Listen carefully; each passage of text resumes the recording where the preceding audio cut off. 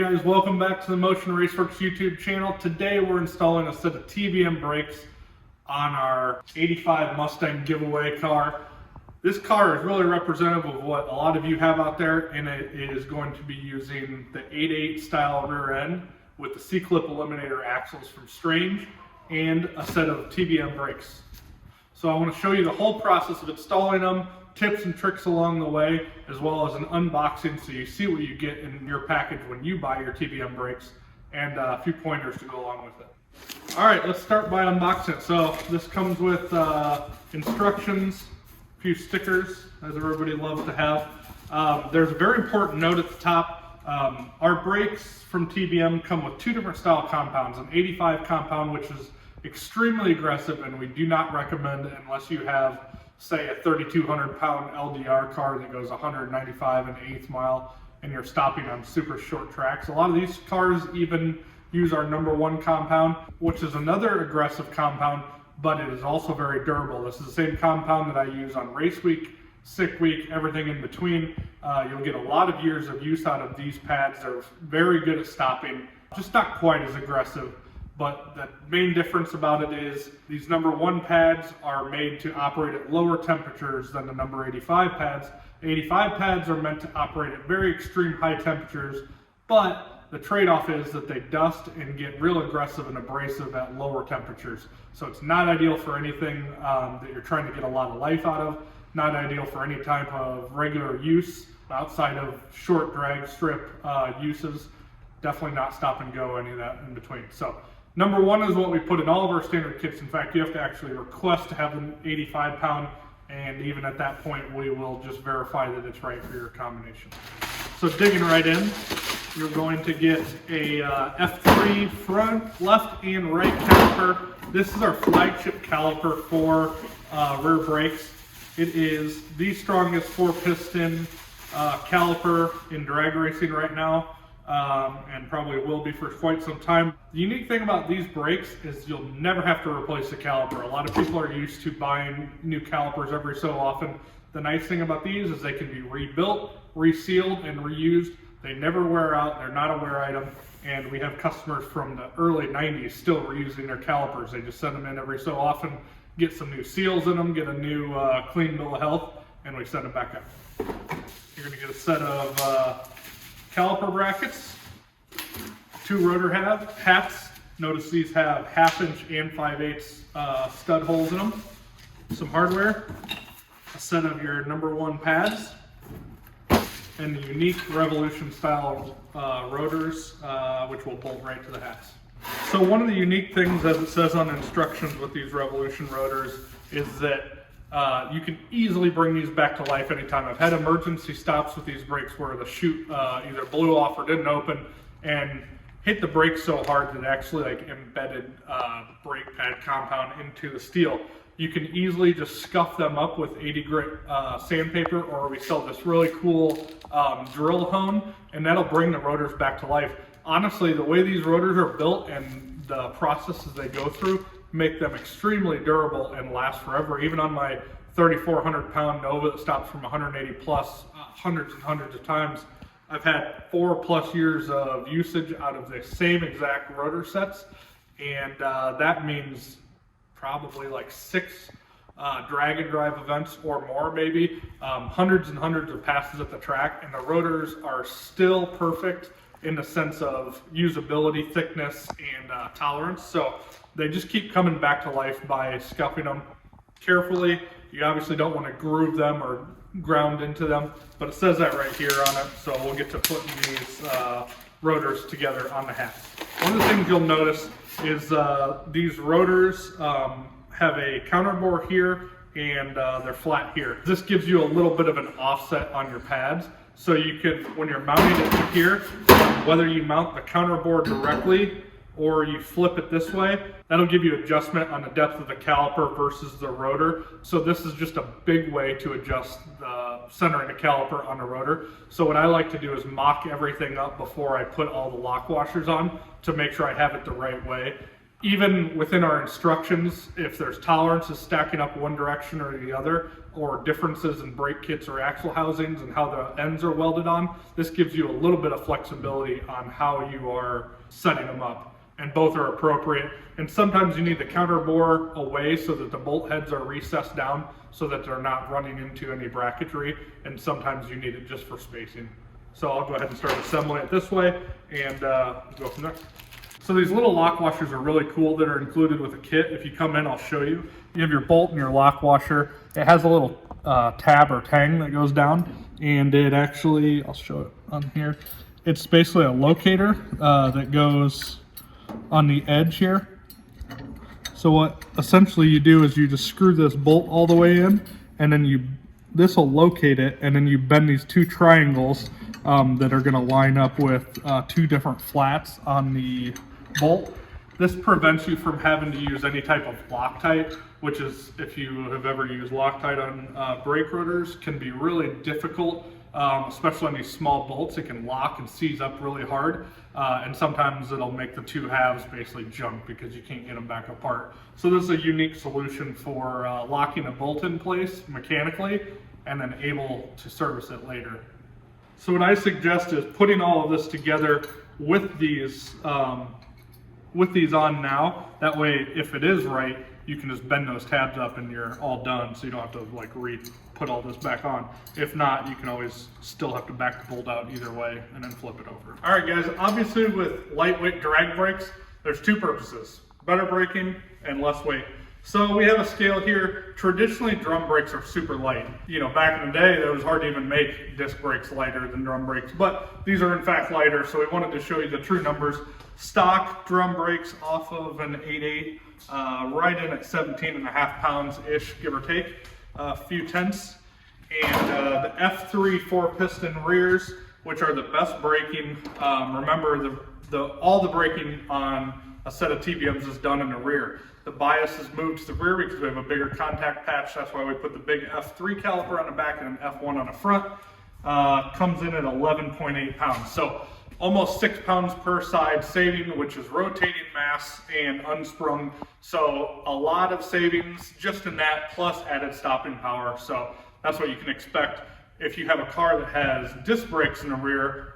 Significantly more weight savings than the disc brakes. The cast rotors are very heavy, the calipers are heavy, everything about them are heavy. So 6 pounds on drums, probably 10 or 12 pounds on disc brakes. Pretty good savings, and if you know anything about unsprung weight or rotating mass, that's huge. All right, so if you've already got your C-clip eliminator modifications done to your housing, your next step is simply going to be to bolt on these brackets. They are side specific. They're designed to go backwards, though if you really wanted to, you could go front or back, but backwards is typically how we go with them. We're going to use a fair amount of RTV around there. Not a fan of these gaskets. You still have to use RTV with them, so get rid of those and just use RTV. It's going to bolt right there, and then you're going to sandwich this backing plate, which is steel, with your C-clip eliminator setup. And then you're going to use nuts on the back to fasten it. It has threaded holes for the caliper mounts, so this will be the basis of mounting the calipers. So we're going to end up putting RTV on this side and on our actual C-clip eliminators itself. So there's a little ledge here left over from how the C-clip eliminator is used to install. So we're going to get that put on there. And in the meantime, we're going to put some RTV on our C-clip eliminator and then stick it in.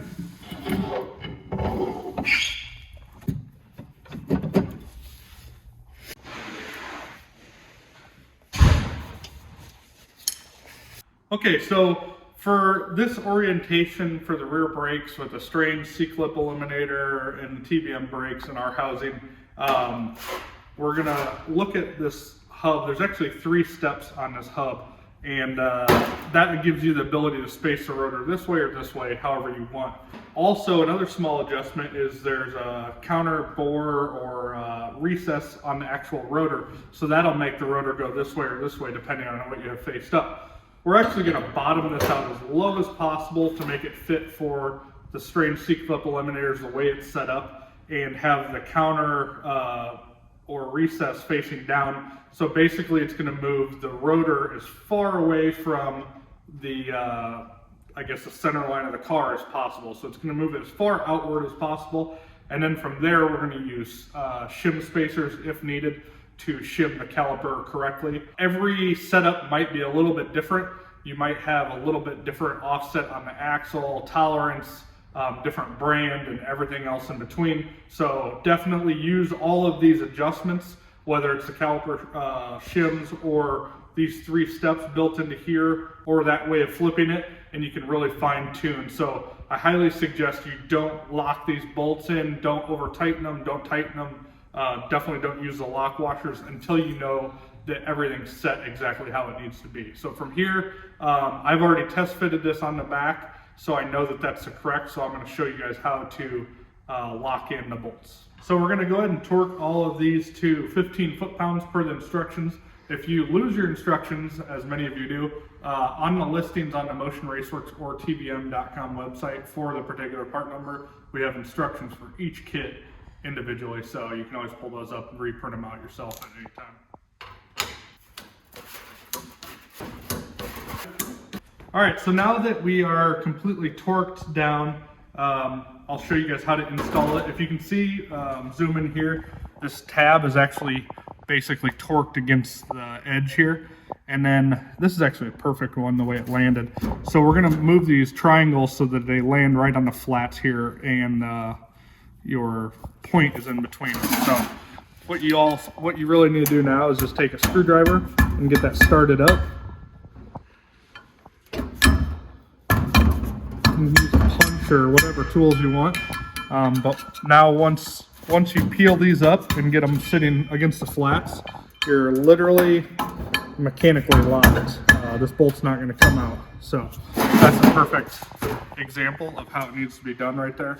The bolt is locked right in place. So I'm going to go around and do all of them just like that, and then move on to the next rotor, and we'll be moving on to mounting things back up. So one little quick tip, take some 60 or 80 grit sandpaper and lightly just go over your rotor both sides, and that will freshen the rotor up. So if your car's been sitting for a while, has some oxidation, or when you're putting them together for the first time, that will make sure it knocks off all of any potential contaminants or scale, anything like that, and kind of gives the pad a fresh surface to work off of. It says it right in the instructions, but it does work. Again, like I mentioned earlier, if you have like a hard braking situation, you can physically see pad material bedded in there. You can do the same thing. What you don't want to do is take a whiz wheel or really dig into any certain spot. You're going to lightly go over it. We also sell a nice hone that you can use your drill, and that one's also a nice cool piece. I've used that as well. But you can do this on basically any brand rotor. The key is to not take off it's not to take material off, but just scuff up the surface. Okay, so before we go to mounting the rotor and caliper, I want to talk a little bit about the caliper.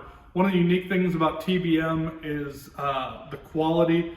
They care so much about the quality that they are literally the only brand that I'm aware of that bench bleeds and soak tests their calipers before they send them out. So basically they assemble them, they will put them on a bleed bench, run them up to PSI, run fluid through them, and then hold pressure and soak test them, basically looking for leaks. So when you get TBM calipers, they come out of the box, you know that they're not going to leak. You know that they're quality checked and they work properly, so that when you put them on, you know they're going to work right away. It gives us a lot of confidence, gives you guys a lot of confidence. Another thing that I wanted to go over was some of the benefits of the TBM brakes. So maybe some of you guys have reached this video just off of YouTube. The algorithm, that works out great. TBM brakes are absolutely the strongest brakes on the market. They're very unique in the sense of how they're constructed. So a lot of the calipers on the market that you see are cast two-half pieces that are bolted together, and the problem with that style of caliper is that the two pieces of cast aluminum basically flex. So over time, as they heat cycle, as they're used in strenuous conditions, they begin to relax. So basically the caliper halves end up unsquare. Things relax or they fatigue over time. So instead of your pads coming straight in and clamping on a piece of metal, after it's fatigued, they might be coming in at a weird angle.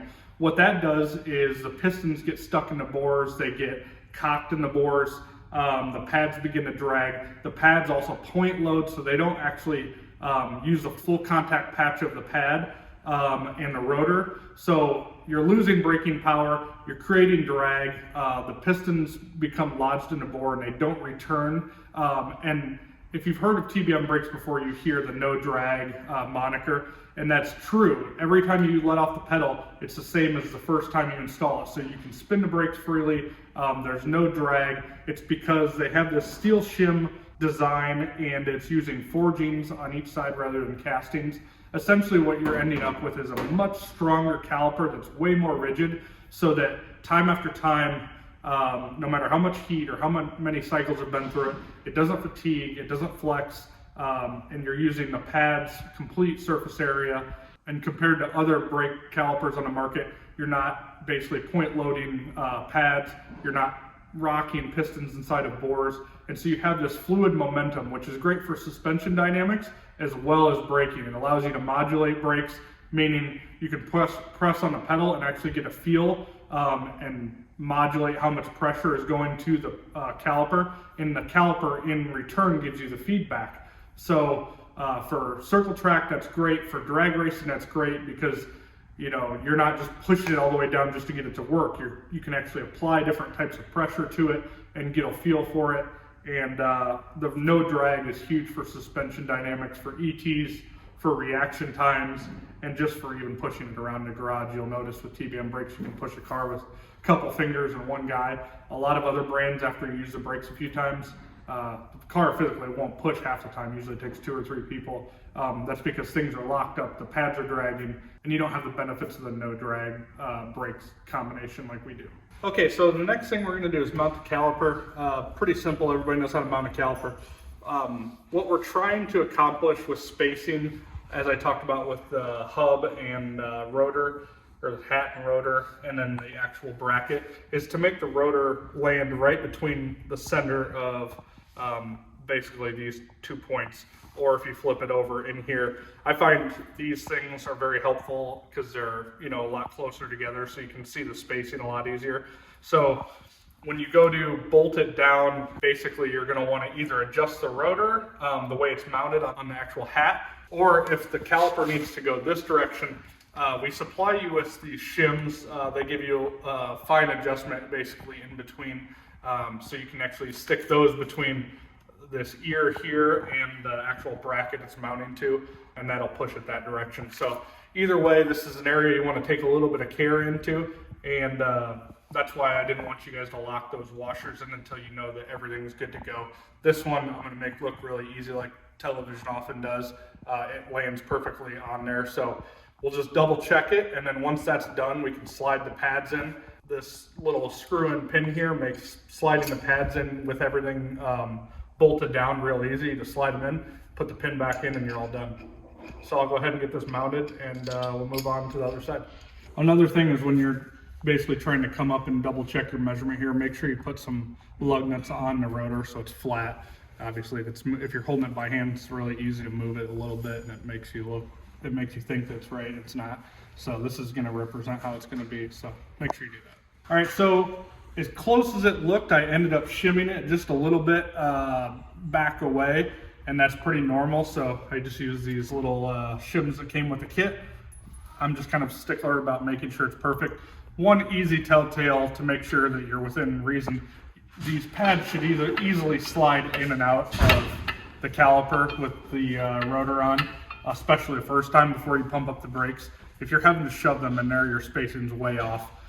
Beyond that, getting that close is a really good idea, and it just makes life a lot easier now and in the future. So spend a few minutes, get that right between the hat and rotor combination and the spacing with the caliper with some shims, and you'll make your life a lot easier in the long run.